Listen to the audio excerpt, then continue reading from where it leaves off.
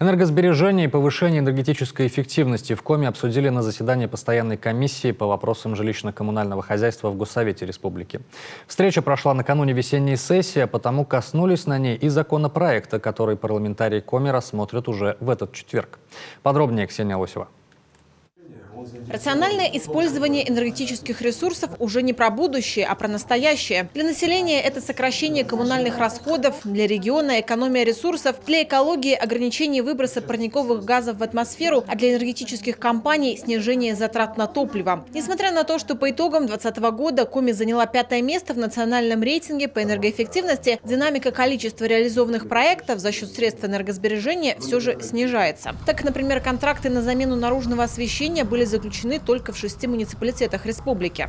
Принять меры по привлечению большего количества заемщиков для реализации энергосберегающих мероприятий, в особенности с участием муниципальных образований.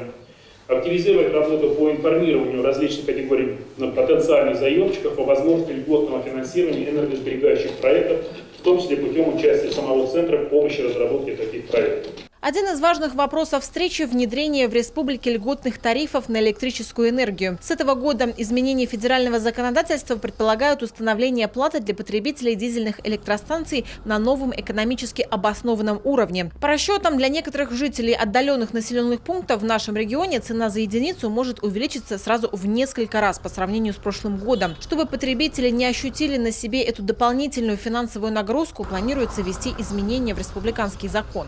Закон носит социальную направленность, закон необходим, обеспечивает защиту наших потребителей, которые находятся в достаточно сложных социально-экономических условиях существования, поскольку это удаленные, изолированные территории. И, соответственно, чтобы не допустить ни банкротства предприятий, в том числе малого бизнеса, который находится на этой территории, а также обеспечить права граждан на равные условия существования. Необходимая сумма средств на реализацию на весь год – 365 миллионов рублей. Судьбу законопроекта решат уже в четверг. Он внесен в повестку первого заседания весенней сессии в Госсовете Коми. Ксения Лосева, Алексей Прошуков, телеканал Юрка.